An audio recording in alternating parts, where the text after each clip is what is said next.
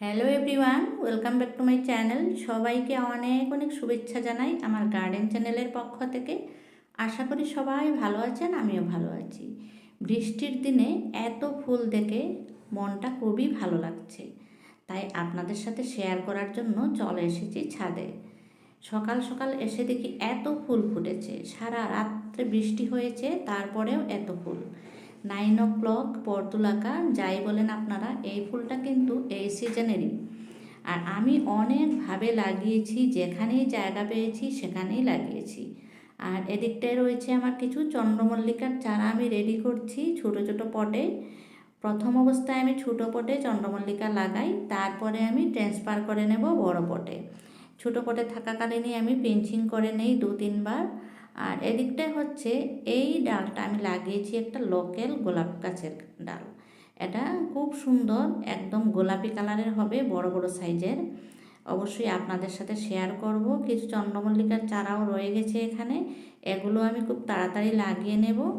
আর এদিকে দেখতেই পাচ্ছেন কিছু নয়নতারার চারা লাগিয়েছি, এটা হচ্ছে স্পাইডার প্লান্ট। তারপরে এই যে নয়নতারার চারাগুলোর সাইডে দিয়ে আমি আবার পর্তুলাকা লাগিয়ে দিয়েছি। আর এখানেতে রয়েছে আমার অনেক পর্তুলাকা, দেখুন কত কালারের। আর রাত্রে বেশি বৃষ্টি হয় কারণে আমি চালের নিচে রাখি, আবার সকালবেলা রৌদ্রে বের করে দিই। এখনই আমি রৌদ্রে বের করব। আর এটা হচ্ছে আমার রক্তগেন্দা, আমার নিজের হাতের চারা থেকে গাছ করা এটা। আর বর্তমান সময়টা হচ্ছে গেন্দা ফুলগুলোর, গাঁদা ফুলগুলোর আমি চারা করব। যেগুলো আমার লোকাল ঘরেই আছে বীজ, সেগুলো আমি তাড়াতাড়ি চারা করে নেব। এই ফুলটা দেখুন অরেঞ্জ কালারের, কত ভালো লাগছে তাই না? আর এদিকটা দেখুন একটা ছোট্ট গোলাপ মিটমিট করে হাসছে, খুবই ভালো লাগছে গোলাপটা দেখে। এত সুন্দর করে ফুটছে কিন্তু পুরা ফুটে নেই। আর এদিকটায় আমার লাল রঙের হাজারি গোলাপও রেডি হয়ে যাচ্ছে। এটা হচ্ছে আমার প্রিয় জবা। জবাটাও ঘুমটা খুলবো এরকম অবস্থায় আছে।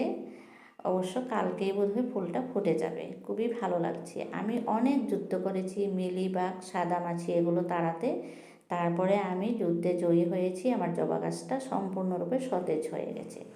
এগুলো আমি কাটিং থেকে লাগিয়েছি এই বছর, এগুলোতেও আশা করি এই সিজনে ফুল পেয়ে যাব। আর এদিকটায় রয়েছে আমার 9 o'clock অনেকগুলো, এগুলো আমি রৌদ্রে রেখেছি। আপনারাও জুন মাসে এই গাছগুলো খুব তাড়াতাড়ি লাগিয়ে নেবেন। বিশেষ করে পর্তুলাকা এখনও লাগানোর সময় আছে। আর চন্দ্রমল্লিকার চারাগুলো বসিয়ে নেবেন। সবাই ভালো থাকুন, সুস্থ থাকুন।